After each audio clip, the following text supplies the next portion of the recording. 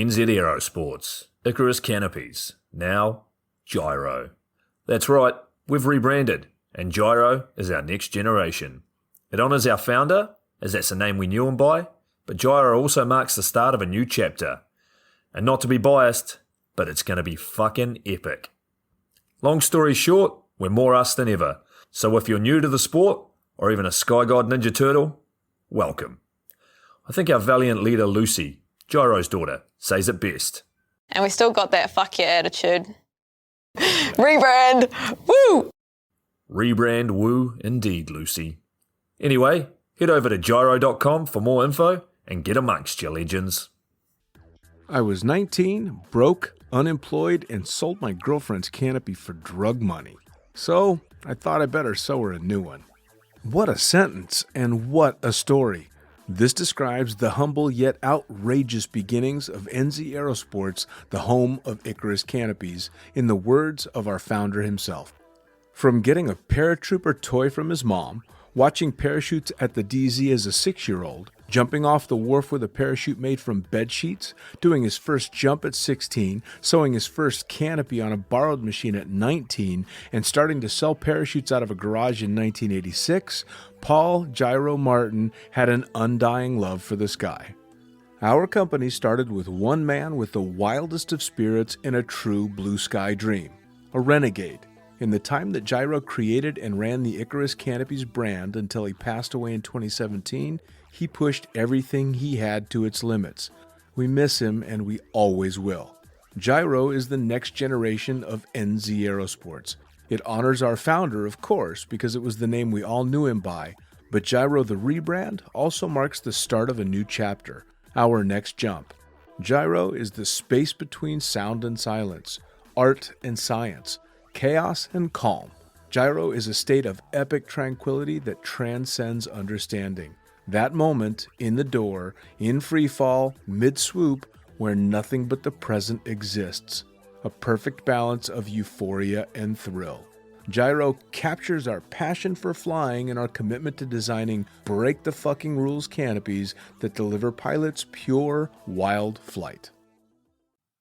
Hey gang, so I got a new book out. It's called The Upside of Fear, and it's exactly what you think it's about. It's about the good side of, well, getting scared.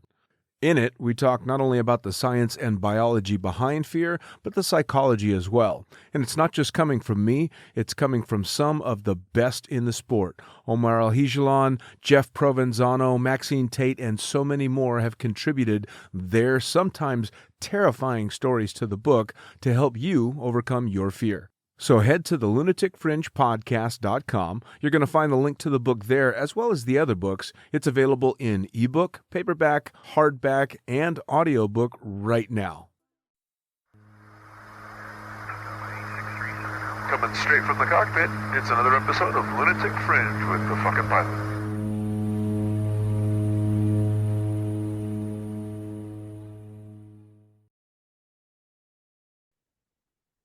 Ready, set, go. Back in the can for another edition of the Lunatic Fringe podcast and talking back in the UK again. I like where this has been going. Tell me, who the fuck are you and what do you do? So I am Vana Parker, and I am a lowly formation skydiver. A lowly formation skydiver. Yeah, no, I'm not going to buy that. No. You've been pretty busy in the sport. Maybe I'm an enthusiastic formation skydiver. Shall I say that? And I still love it so much. I like that. That's actually a really good way to put it. Enthusiastic is definitely, well, I mean, you're a lot more than just an enthusiastic jumper. I mean, we're talking big time competition and going strong for a while. Yeah. So, I mean, I have been, when I think back to the numbers and stuff, you know, oh my word, but I did my first four-way competition in 98 and my first world championships in 2001 and have been basically competing at almost every one that I could since then. And last year, 2022, my team finally won the female world championships, which was the ultimate goal from the beginning, and I made it. So. It's crazy when you sit and you look back and you start to, because I don't know about you, but I don't really put numbers to my career in skydiving all that much, more than anything, because when I do, it's terrifying how many have gone by. Yes. Yeah, right? exactly. And that's the thing, and I've been listening to a couple of your podcasts, and, people that have managed to become world champions kind of in their 20s. And I think it took me a long time, I mean, I turned 50 this year, which I'm kind of trying to embrace that. But basically, it took me a long time to become a world champion. Yeah, it's definitely a different journey for everybody. And I mean, you and I come from the same generation in that we didn't have a lot of the training tools that they have nowadays to reach those goals so early. We did it one jump at a time. Yeah. I mean, I really started competing in South Africa because I was, started jumping in the UK, and then almost immediately I moved to South Africa. And then you were jumping out of 206s, Cessna 206s, 182s, whatever, you went up to nationals the first time and got to jump out of a Pilates Porter. It was just so exciting. Oh, that's crazy. And now you kind of like almost don't get up for it, and you don't want to get in the plane unless it's a Super Van or an Otter or something, Sure. So let's jump you back all the way to how it got started. How did you decide that, especially because you started in the 90s when skydiving was not a particularly popular or mainstream sport? How did it kick off for you? Yeah, I mean, I'm always up for challenge, and I think I've heard a lot of people say you thought you'd do one jump, one skydive on your kind of bucket list. But I was at university during Freshers Week, walking around all the, the stands for the different sports. And in fact, I was looking for the kayaking stand because I was quite into kayaking at the time. I thought that'd be quite cool. And next to it was the university parachute club. And I just went, oh man, I've got to go and try that, let's just go and do one jump. And, then I've done it, tick, great, Of course, you get to the skydiving club, do all the training, and I did static line. And in fact, at that time, which is madness now, I think about it, you were still jumping around parachutes. So 94. So if you were from a university club, they said you were poor. So they were the ram air canopies, but for some reason we jumped the rounds. So my first, 12 jumps or something is around, with a reserve on your front. And I mean, now it's ridiculous, but so I did a few jumps, got on to free fall, whatever. And then I went to South Africa as part of my university degree to work at the University of Cape Town. And when I was there, I immediately landed in Cape Town and thought, right, find the skydiving club. And within a day, I had like 100 friends, knew where the skydiving club was, etc. And they made me do the first jump course again because they only jumped square parachutes. And they couldn't believe that I'd come from England. I was so backward, and so I did the first step, and then had to redo kind of a few of the levels, and and just loved it. And you go and do the one jump and you think, okay, this is not just about one jump. There's a whole sport here. The people that were there, the camaraderie, the characters that are in skydiving, it's just incredible, and yeah, and the other thing is I'm very competitive. I've always been quite a driven, competitive person. And I spotted really soon that there were teams that were training. And I love that whole teamwork thing. And they were training for competitions. I went, okay, now you need to tell me about this. What is this competition? So, yeah, four-way became the thing, formation skydiving. And it's funny that you say that people in South Africa were saying it was backwards coming from the UK, because from where I sit, the fact that most of the Brits that I've had on the show got their start in some type of a university club. And I knew nothing about any of that shit in the States, nothing. So it might have been backwards that you were jumping around parachutes, but you were jumping. Yeah, that's true. That is true. Which is really cool. So what were you going about? If you think about the round parachute, I don't know if you've jumped around. Oh, hell no. Look at me like I'm stupid. But it's an incredible, like it's quiet. Like when the parachute opens, it's quiet because this thing isn't whizzing through the air or whatever. And I was sort of, remembering that a couple of days ago, thinking, yeah, because now, it's all open parachute, high speed, need to land quick, whatever, run to the next load, etc. So it was quite different, a good experience. I would imagine. Well, I remember thinking back when I first got started, I was jumping like a PD 210 at the time. And it was quiet in that you weren't going very fast because it was such a large canopy. But as a student, your slider is just doing that whack, whack, whack, whack, whack, which was hideously noisy. And then, of course, you eventually get to a collapsible slider and you trade that noise for the wind noise. And so, yeah, my career's been very noisy. Yeah, especially flying airplanes. As a matter of fact, I had Melissa Nelson gave me a great piece of advice way too many years too late, which was wear earplugs. Yeah. I wish. Yeah. So what I were you? wear earplugs all the time, and I tell people, and everyone I see, often in the plane, I'm saying, how come you haven't got earplugs in? You know, and I know I've had hearing assessments, and I have lost a little band of my hearing or something. Oh yeah. You know, and that's from not even, I guess, even if I was wearing them. You know, it's I have proper tinnitus, and that's 100% from free fall, followed up by way too many years of jet engines. So yeah, a little bit more permanent damage there. So what were you going to school for? I was studying environmental science at the time, and then I thought I was going to go into that field and become a kind of an academic. I even started doing a PhD in South Africa in order to carry on skydiving in South Africa, because the weather and everything is perfect there. Sure. But yes, I kind of moved away from that. And got environmentalism to burning a lot of jet fuel. I know it's a bit of a conflict, isn't it? So yeah, I mean, yeah, absolutely. I like to try and do my bit and, you know, put the garbage in the different bins and all that stuff, especially living in Finland where I do now. But I also burned God knows how many years of kerosene, you know. Tough to balance. Yeah, I think it is hard to balance, but you need to do what you can do, and it's about, you know, what you think is fair right, enough. kind of thing. Yeah. So you got started in the sport, you're doing jumps on rounds, you end up in South Africa where it's a bit more accessible and you're jumping more, and the competition bug gets in you young. So yeah. I mean, the funny thing was that, and I don't know if it's a bit of an urban legend, but obviously I had to redo the first jump course in South Africa. And that one of the instructors from that course, he claims that I said to him, I'm going to be a world champion one day.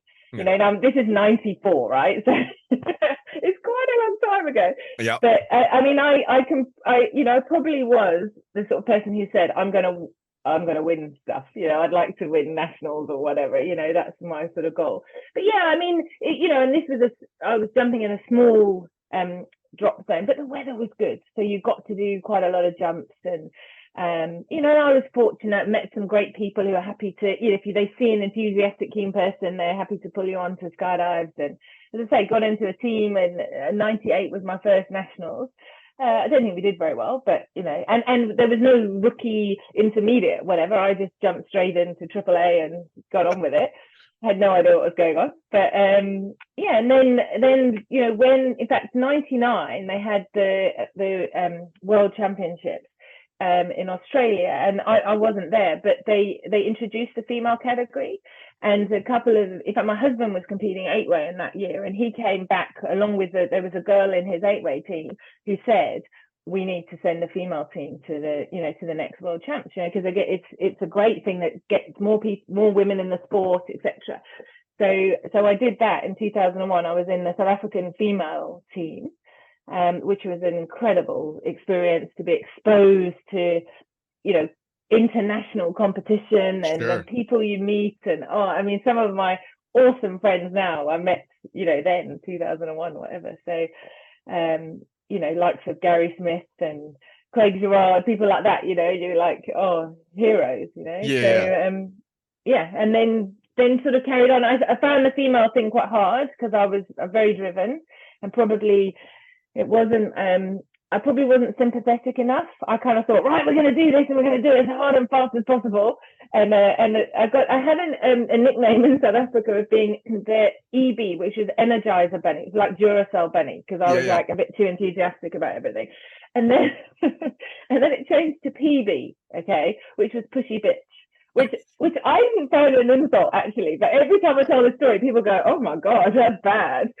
And but I had a bit of a wake up after that thing, because I was pushing hard, and and that doesn't necessarily work in the team environment. So I got invited to join the open team with 3 guys who said to me, right, you can join the team, but you need to toe the line, right? We're not having any of you pushing and you forcing us and whatever. We want you're going to fit in, or or you can get lost, kind of thing. And so we went to the 2003 World Championships in Gap, which is such a brilliant event. But I said, yeah, okay, I'm going to be one of the lads. I'll be one of the lads, you know. And I ended up taking beer wagers with the Aussies, you know, so taking bets with the Aussie team. And Jason Cook was in the Australian four-way team at that time. So honestly, I've never drunk so much beer in my life. I mean, I must have put on like 5 kilograms of weight because I was like being one of the lads and trying to relax but you know. And then I kind of realized it's not really me, that sort of thing. But we then carried on and in the South African Open team, and just you learn about team dynamics and how important it is that people get on and that you appreciate other people and that you can you need to be able to work together in order to enjoy it, to do well, all that sort of stuff. So I had a sort of a rude awakening, I think. Good for me. Sure. And now I like to think I'm a reasonable teammate because I'm a bit more sympathetic. I mean, it's not like you're changing who you are. You're just tempering who you are to fit in with that team. You're still you. You're just like, okay, I don't get to be full blown me right now. I need to back it down a bit. And I mean, you can be super enthusiastic, but you don't need to. You shouldn't be pushing other people. You shouldn't be, getting cross with people because they're tired or they're whatever. There's a better dynamic. There's a better technique to saying, hey, how about we do one more jump rather than two? Or, you're encouraging rather than, and certainly, I was in the Open team. had a brilliant time for many years. In 2012 was the last World Champs. I jumped with the South African Open team. And that was, and those guys are like my best friends. We're booking our ski trip now for March to go to exactly those 4 people, And so we are super mates. And then I had then we decided we were going to become British, because 3 of us were then actually living in England. I married a South African thinking I was going to be safe and live in South Africa forever because I loved it and I don't like English weather. And then he needed to move to England for work because I was like, spoiled, But one of our teammates also moved at the same time. So there's 3 of us now living in the UK. And basically we said, we were competing at British Nationals every year as guest teams. And then we said, look, we've all got British passports, why don't we become British, So I think it was 2014, we jumped with an incredible girl, another girl, Liz Matthews. We'd been training with Gary Smith as our 4th member of the team. So he was a player coach. And then we slotted Liz in. We did one training camp with her. And then we won British Nationals, which was just incredible, as a British team. So that was pretty cool. But I think I had a little blip out because I had to go for surgery on my ankle that I'd damaged many years ago. And then I was at the first indoor World Championships in 2013. And there was people chatting saying, hey, there's a British girls team that need someone to join them. Do you want to join? And I said, I've always said I'll never jump in a girls team again. There's no way. I'm not jumping with girls, not going to do this thing, whatever, They go, yeah, but it's kind of fully sponsored and the girls are pretty hardcore that are in the team and you should meet them and whatever. Anyway, and I met and I just thought, actually, I don't, this is an opportunity. I'll just do it for a year. Let me see how that goes, Anyway, that was 2015. I'm still in the same team with, the girls are just incredible. Anna Hicks, Anna Lee now is, these are not girly girls. She's a military doctor. She's hardcore and just driven and focused and the same outlook and the same view. And so it's been really cool. So you found you found your tribe. Yeah, exactly. And I didn't think I wanted to be part of that scene, and it's been an incredible journey. We've changed lineup over the course of those years, but and we have the most amazing, Sian Stokes joined the team, and she's just absolutely brilliant, incredible flyer, amazing individual, and the lineup that we won, the silver medal and the gold medals with Cass Curtis as well, and they're just incredible individuals, and that's when you realise, you realise how important team dynamics are and that kind of trust and respect and all of that. So Now, the journey's been amazing. how did the family take this transition from environmental stuff into I'm gonna go jump out of airplanes? Well, I was jumping already, so it's all about finding what you want to do. I mean, I didn't finish my PhD because I got married and moved up to Johannesburg and was basically then involved in running the Johannesburg Skydiving Club. So it was a full time. We owned the Pilatus Porter, my husband and I, and his business partners or whatever. And I was just tasked with making sure this plane can fly, and I had this huge passion to sort of grow formation skydiving in South Africa and make it like a force to be reckoned with. I wanted every World Championships that there was maximum formation skydiving teams there, and in order to do that you have to bring people up. Sure. And I mean, I've got some brilliant friends who I did a rookie team with them, and it was trying to juggle on the edge of everything else that I was doing. And I was already in the national team at that point, but I thought, okay, I'll do this rookie team, And the three people that were in this team, the first nationals we went to, we got a 1 average. So we managed to score 1 point average, 6 rounds or whatever. But, the following year we then won with the record, and the next year we went into intermediates and won. And, and those guys are now almost full time in skydiving. Carl Mayer works in the US now for Vigil, and the two girls who are in the team are AFS, I think, in examiners or something in South Africa. They've done so well. Sure. And Amy was actually my teammate for quite a few years. So in the open team. So that was just super fun. Sure. Now, when you transitioned back to the UK, was it a hard adjustment? Because I mean, you went back to pretty sketchy weather for jumping, and did you guys transition into a lot of indoor training and stuff? We did quite a bit, yeah. And I mean, I have never really trained in the UK in any of the teams because the weather is just so bad. Right. We tried it during COVID actually that year. We were at the skydiving club a lot, and it just was ridiculous. The week we were training, the weather was horrendous, and that's heartbreaking, sitting on the ground, drinking tea, looking at clouds, and oh man. So no, we do a lot of tunnel, and then we train in, like last year we did a couple of camps in Dubai, and then in Puri Barber we probably did, 10 camps there or something. It was yeah. Well, that's where I know we talked before the podcast that our paths certainly crossed in Dubai, because I just left there last year and I was there for 10 years previous. Wow. So would you have competed in the World Air Games out there? We did 2012, and I think that was at the World. Yeah, that was with I was still South African at that time. And then since then I've just been back doing training camps out in the desert or whatever. So. Okay. Yeah. I mean, that's the kind of the perfect operation just because of the weather and accessibility to aircraft. And I got to say, they always did a really good job of when teams would come out to really try and accommodate teams and training and such. And so pretty great place to go out and train.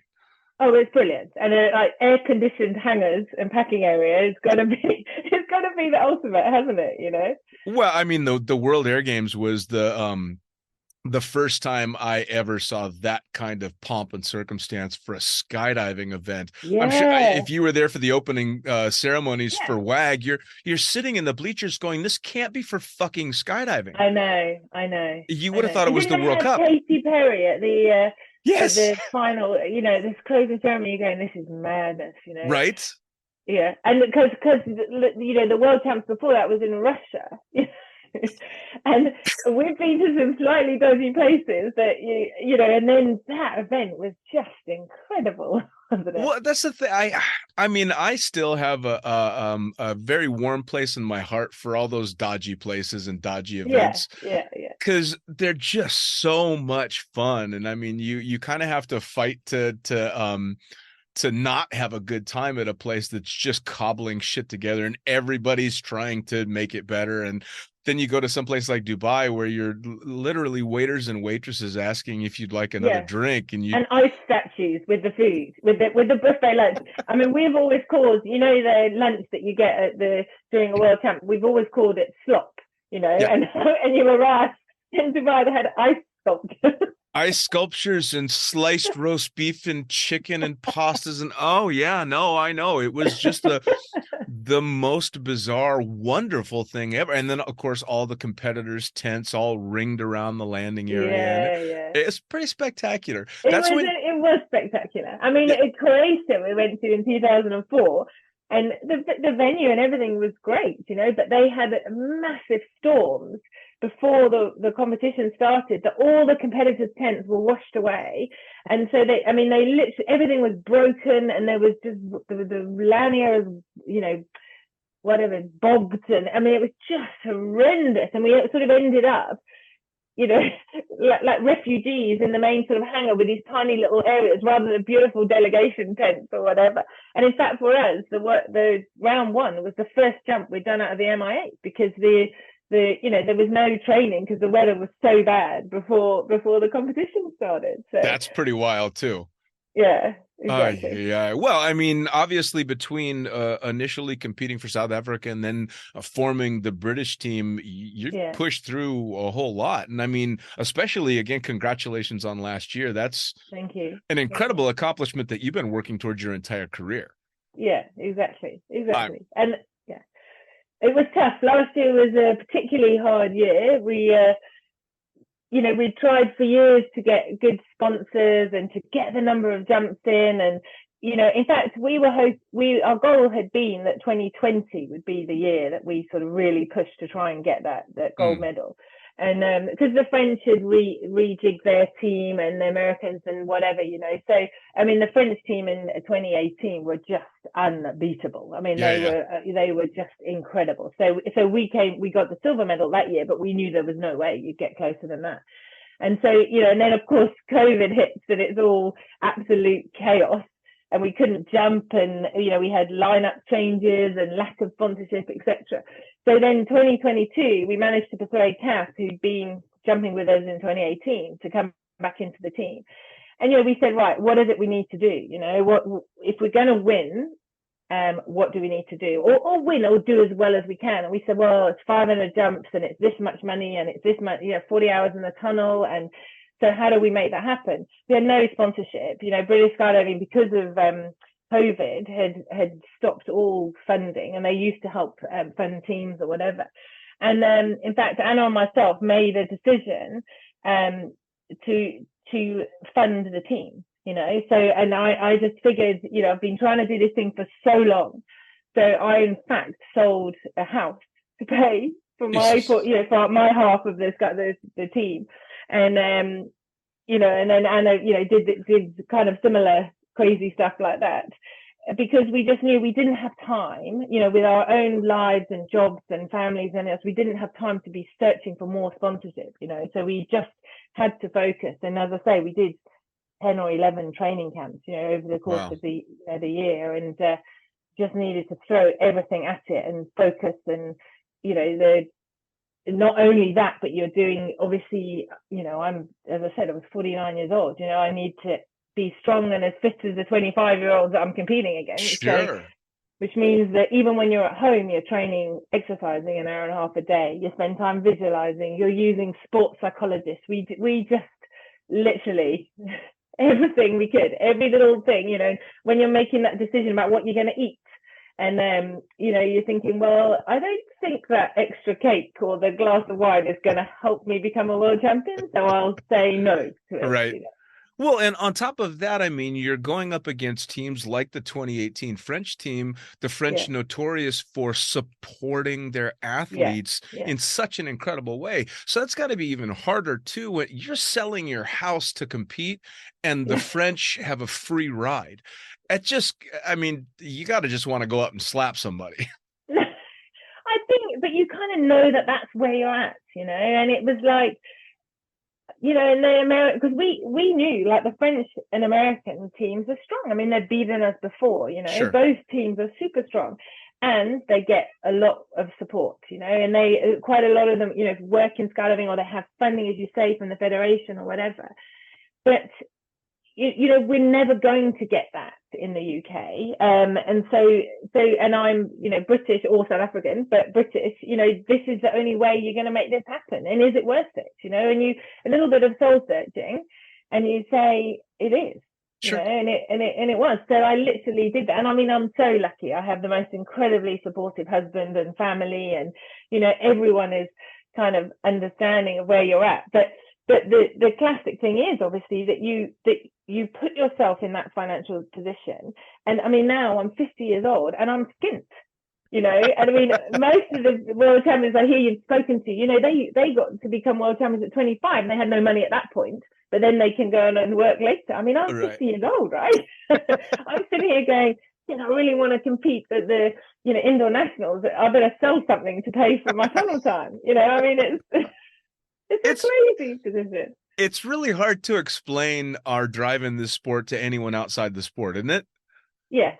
I mean, and I think, it's that classic thing of when people ask you and they say, so when you win this, is there money reward? Do you get money? Do you get, and you say, no, but I get a fake gold medal. Well, what are you going to do with that? Yeah, it's very hard to explain. I mean, I've had like canopy pilots like Nick Batch on, and of course it's life and limb and everything that he put and all you guys put into it, and broken bones and tears and all this stuff. And what do you get out of it? Oh, I got to stand up on top of the podium to get this medal, and we had a really nice party. Yeah, you get to hear. I mean, that's my thing, is hearing the national anthem. And you in 2019 actually we won the indoor World Cup, and the first time of hearing the national anthem was a big thing.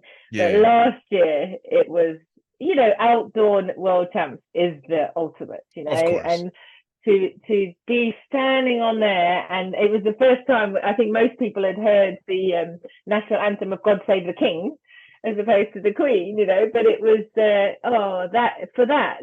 you cannot even bottle that experience. That that it's the ultimate, So. Well, but it was quite a battle to not just get there, but even through it. I mean, you guys had to do a lot to get there and make that dream happen for yourselves. Yeah, I mean, we, as well as deciding we were going to start on this training program, and we were going to do whatever we could to make this thing happen, and you have to be quite bullish, I guess it is, to really want this. But we, absolute disaster hit for us.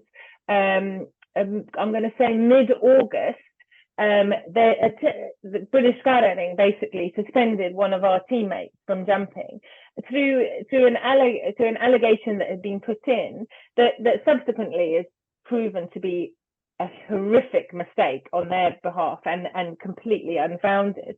But she was suspended, and we'd already done over 400 jumps together or whatever. So we were then not allowed to compete at the UK nationals that year. And we're the reigning national champions, and we want to go back in. It was to do the British nationals end of August, then we're going to the world champs in October. It's a great stepping stone, etc.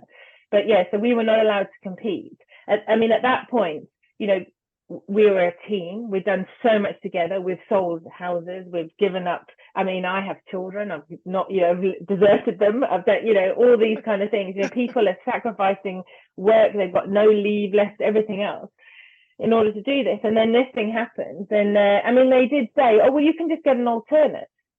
Someone else can jump with you. And they're saying she's the strongest member of our team, and the fact is we are a team. There's no way. We've done over 400 jumps together. It's not going to happen. So it meant that we ended up spending even more money going, instead of competing at nationals, going and we just carried on training with this belief that this thing was going to sort itself out. And it was such a ridiculously stupid mistake. But on British skydiving's part, but then basically no one was listening, and it's the nature, I think, of these sort of membership organizations where you've got volunteers on councils and making decisions, that when you realize you've made a mistake, no one's prepared to back down. It's kind of like you sort of perpetuate this thing to the point that we ended up having to, the team member had to get lawyers involved, in order to make them sit up and listen. And we ended up contacting Aero Club and the FAI to intervene in this process, saying this is ridiculous. And I mean, the bottom line is, and this fight was just huge, and you takes the focus away from the skydiving. And I mean, I still suffer from panic attacks and sleepless nights worrying, and this is a year later, right? But at that point, I mean, you've been training, you're fit, you're worrying about what you're eating, everything else, and now you're fighting something else, Basically, she was unsuspended. I think it was 6 days before we flew to Eloy. Holy shit. 6 days before, we suddenly went, oh my God, we're actually going. We're going to Arizona. We can compete. And we were saying to them, this is a chance to get a world championship. We could win this. The last time you won it was 2008. We've had no gold medal since then for Britain. But so a week before, and of course, all the stuff that I talk to teams about when I coach and stuff is visualizing and preparing. 6 days before, we suddenly went, oh my God, we need to now visualize going to a meet. What is it going to feel like when the French team walk in, when the Americans walk in, when we're focused? And we hadn't thought about any of that. We're like shoving stuff into bags, Sure. running out the door. And but I think, and it's been really hard. And what's been really hard since then is the fact that we still are not recognised. British skydiving is still not recognising us. They refuse to put media, coverage out for us when we got back. We still are not being, still are not recognised, almost being cancelled as a team, which is, it's just heartbreaking, because you realise you want that gold medal, but you also kind of need recognition. That's part of the process. And because it's British skydiving that said stuff, there's a lot of members that think there's no smoke without fire, so then it must be true. Sure. But so we're still suffering a bit with the sort of mental health and whatever a year later. But the truth is, we got to Arizona, and when you're there, the international community supports you. Everybody was so pleased that we were there, and so supportive. And actually, when this fight started, I think our team got stronger, because we decided we were not going without this. We were going as this unit or not at all, Sure. and we were prepared to sacrifice all the stuff that we had done in order to make it. But and in some ways, maybe that meant that we were stronger. I mean, there was no infighting within the team. Sure. As soon as this thing came up, we were together. Our backs were against each other, and we were fighting. And that, which perhaps maybe the reason we won. I'd like to think the 550 skydives and the focus would have done it anyway. Well, if anything, it must have made standing on the podium just that much more amazing. Yeah, I think had so. to. I mean, even if it wasn't part of the motivation, which there had to be a little bit of motivation into fuck this, we've gone through all of this and now we're here, we're going to do our absolute best. Yeah. But it had we're going to show everyone, that was the point. Yeah. And I mean, there were a lot of tears, is all I can tell you. We cried a lot at the end of last year. We cried a lot, even in training, and even on, one of the rounds we took block 2 out of the door, which is one of our toughest exits, particularly for outside centre. And and I could sit in the plane. I was thinking, the fight that we've been through, this is nothing, And I kind of looked across, at my teammate and said, "You've got this. We can do this. I trust you." I had no doubt in my mind that I trusted every single one of my team members, because we've been through much worse shit than this. What's this little skydiving competition thing that's going on, And we ate, that jump was probably one of our better jumps. We did the most incredible exit. Jump was really good or whatever. And when we landed, the outside centre was in tears, because you just, the relief that you actually pulled this off. And a lot of tears, I must be honest. But well, I mean, skydiving can draw so many emotions out regardless, even if it's just a run-of-the-mill jump. But when you put yourself in that position with the kind of drive that you had to have to get there, and dedication, and selling houses, for fuck's sake, to get there, I'd be in tears too. I'd have been in tears if I had screwed the entire jump. I'd still, oh my God, I can't believe we're here. So I can imagine how amazing it must have been. Yeah, and I think we did deserve to win, There's no question. And our fight was so much harder than the other teams, you know, and I can say that hand on heart. And I respect everything that the other girls have done and how hard everyone works and the focus and everything else. There's no danger anyone was fighting harder than we were last year, you know. Well, that's the fun thing about the international community too, right? Is really they are incredibly supportive and want that competition. We talked pre-podcast about the episode that I did with Craig Gerard, and he was actively training the Russian team at the time. And as an American, I couldn't pass up such a fun subject of going, are you getting shit from Americans that you're training the Russians? And he's like, yeah, a little bit. But at the end of the day, everybody just wants a good competition. You know, that's so he's like, I'm making sure that the field is equal and everybody's playing with the same toys, so to speak. And it's going to be who's the best team. And it was fun to hear that, especially as such a high profile American like Craig training the Russian team, you know, this constant feud for, you know, our entire lifetimes. And so, but the whole community is we just want a good competition. So it's unfortunate I think that is actually the case. I mean, the French, you know, girls came up to us and said, "Thank goodness you're here," you know, because and I believe, you know, we didn't compete at the UK Nationals, and the team that we've kind of been fighting with for, you know, for several years, they obviously won because they had no competition. Sure. And you know, for them, of course they're national champions and great, but I think for them it would have been better to have beaten us. Yes, if we were there, you know, because forever. You know? Well, forever in the public's mind, and maybe even to some degree in their minds, there's always going to be an asterisk next to that national champion because the reigning champions on bullshit weren't able to compete. So there's always that, we won, but which sucks for them too.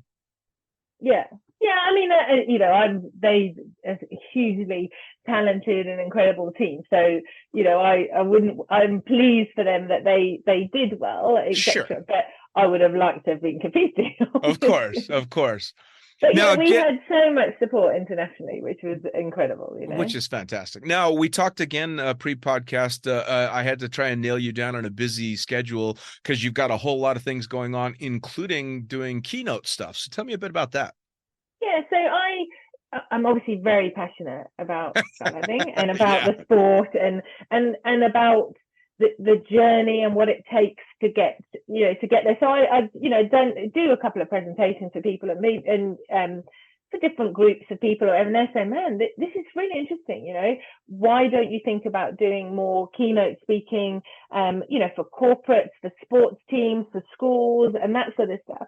And I love it, you know, the material, the information, the knowledge. I mean, I've spent so many years competing, and that stuff is relevant to business, you know, to, you know, sports teams, whatever.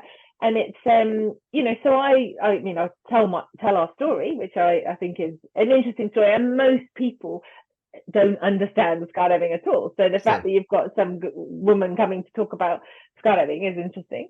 But you know, I cover kind of team dynamics, team goals, and you know, setting goals, and you know, just things like just take chances, take risks. You know, don't fear failure. That's kind of my signature thing is you don't fear failure. Don't fear making mistakes, because it will stop you doing the stuff you want to do. And when you're nervous, when you have that fear of making a mistake, you will make it, you know. Whereas and maybe the mistake is not actually trying to do something you want to do, you know, you've got to put yourself out of your comfort zone and just push. And it can happen, you know, the most incredible things happen because you take chances. Sure.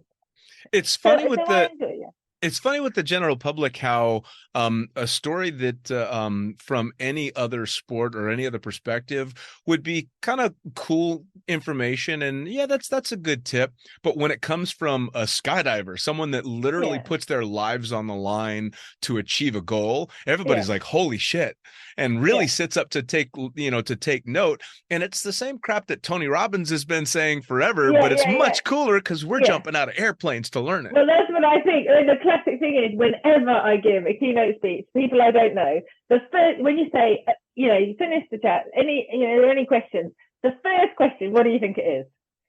Have you had a malfunction? Of course. Like, has there been any close calls? Close calls, whatever. It's the first question. I know it. I just started waiting for it to come.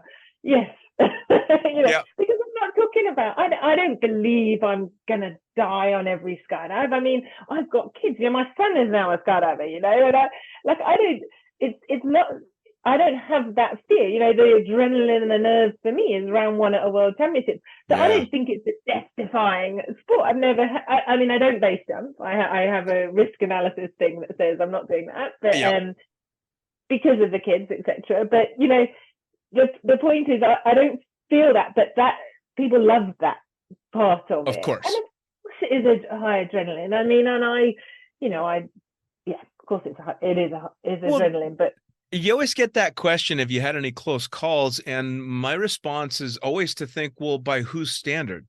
Because by a skydiver's standard, no, I've never had a what I would consider a really close call. But by the WFO walking down the street, I've almost died like 1,000 times.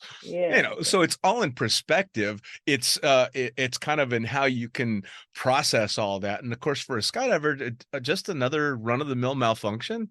Yeah.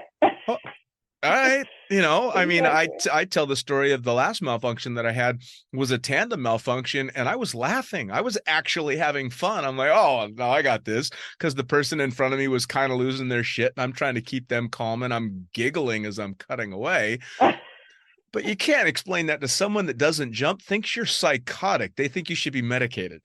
Yeah. Which is kind of cool. Yeah, it is cool. And I mean, it's funny because I have such a dichotomy, my life with, kids, and you're walking down the school, in the schoolyard, to drop the kids off or whatever, and you're chatting to the other parents or whatever, and no one else skydives, Right. So even though I'm the most annoying mother ever, at the house, at home, your kids always think you're annoying and stupid and whatever. Sure. I'm cool, So they at school, they say, yeah, well, my mum's a skydiver. I was going to say, do the kids brag about the fact that you do what you do? They do. And, at times you've been looking at perhaps giving up. Well, I've never been looking at giving up, but, and I said, I don't know what's going to happen with the team now, whatever. And like my daughter, who it's a pain in the butt if I'm always away skydiving, whatever.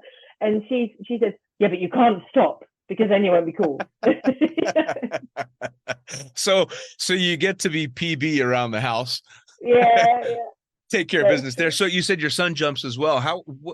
What did you think about that when he started? Were you? I loved it. I skydived when I was pregnant with both of them.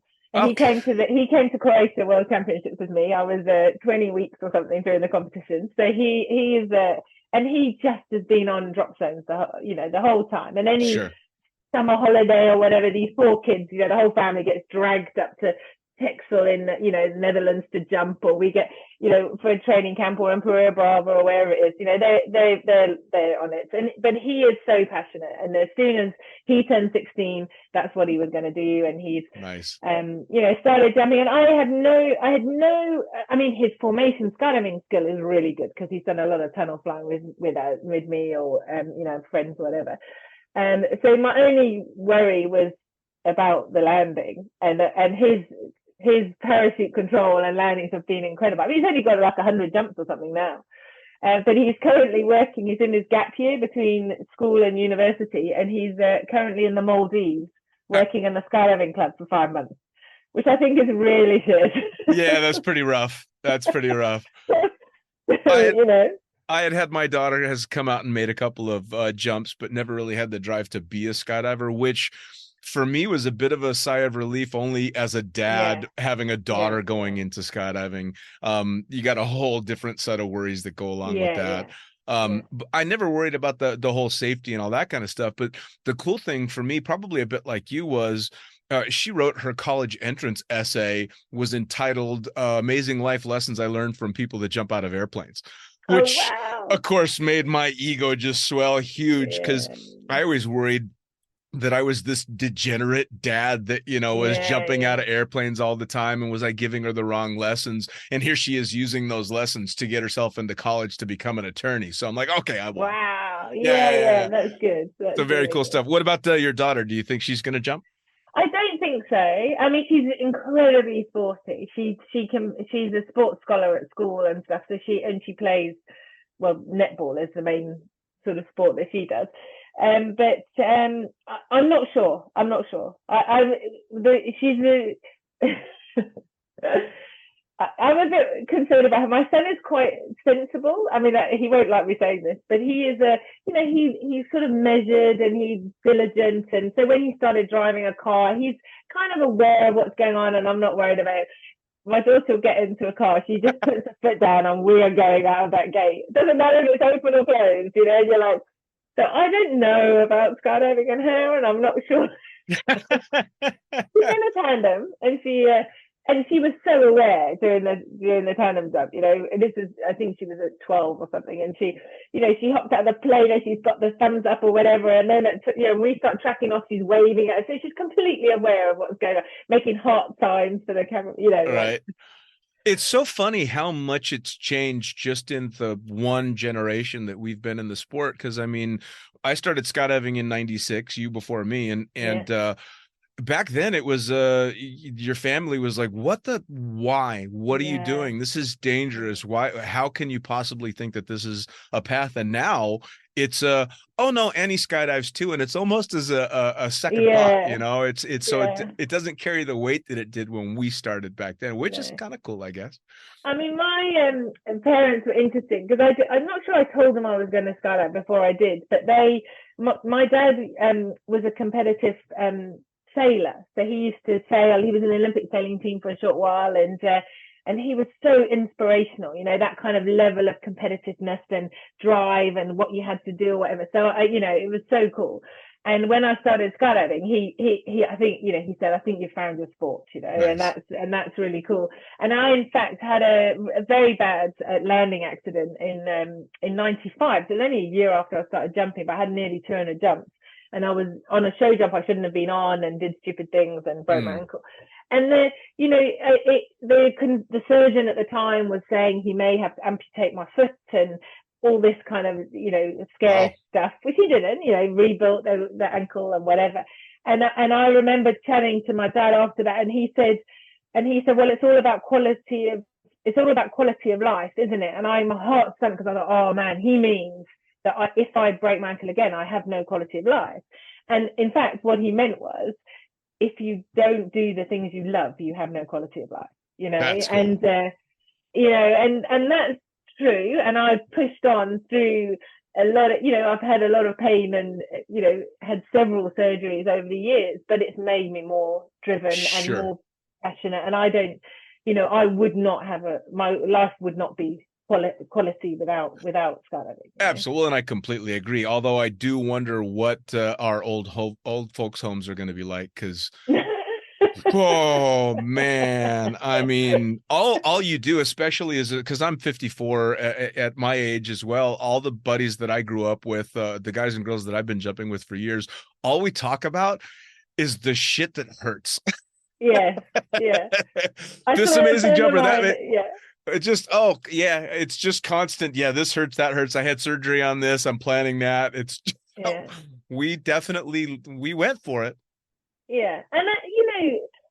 And because of the injury that I had, I mean, I am fitter and stronger now certainly than any other of my mum friends or whatever, and I know some cool people, who compete, and I'm a sports therapist, so I see a lot of kind of athletes who are, age groupers, in good shape, but you're more driven. You make sure that you're fitter and stronger, and I'll do that extra hour in the gym, and I'll make sure that I'm physically there, because I know what it's like to be in pain, struggling to walk, and then and I can't run now because I've had my ankle's been fused. So, and I for a while I was competing in triathlon. So, it's disappointing that you can't do those things. But sure. I don't know. Yeah, but it is the joke that it's anti-inflammatory for breakfast, isn't it? Oh yeah, I used to call it vitamin ibuprofen. Yeah, it's just you live off of that stuff, and it's For as much as shit hurts when I get out of bed, if I don't stay super active and train, it hurts that much more. So all the people that I know that have had substantial injuries in this sport train as hard as they do because they know it's so much worse if they don't. Yeah. You And have when to keep it going. Stop, you know, you don't, what is your motivation to stay fit and strong or whatever? If you do, you know, if you do stop, you know, what keeps you, you know, what keeps that drive, you know? Absolutely. Absolutely. But as you say, the old age homes could be pretty messy. Yeah, it's going to be really weird, really weird. So as we wrap things up, how do people, if they want to come train with you, they want to chit chat about your experiences, they want to know more about what's going on, how do they find you on social media? What drop zones are you going to be at? Do you have any events coming up?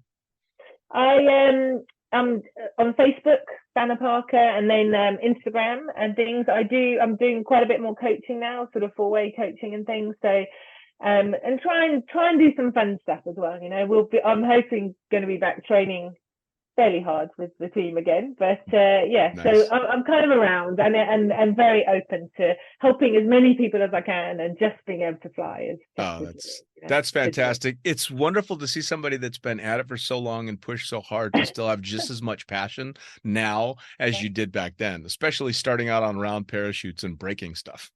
Yeah, but it is, and that's the point, isn't it? Where, you know, it's a thing of when do you stop, you know, and that's probably more my problem, is I can't.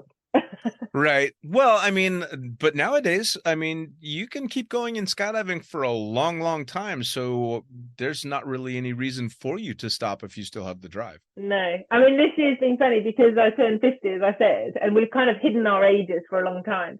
But now I thought, you know what, I need to embrace this. So I've been trying to jump at 50 different aircraft. So it's just tail numbers. Sure. And I'm on 43. And where are we now? End of November. So I've got 7, and the weather is shockingly bad in the UK at the moment. So I'm thinking of a trip to Florida in the next couple of weeks to try and knock off the rest of those things. Oh, you'd easily do that in Florida. Yeah, a piece of cake. Well, I'll tell you what, I cannot thank you enough for taking time out of the incredibly busy schedule to sit and talk to me. It was absolutely fantastic catching up, and there will be a round 2, especially as you continue to compete. I want to hear all about it. Oh, that's awesome. It's been so nice. Yeah, thank you so much. You have a great one. Take care. Bye.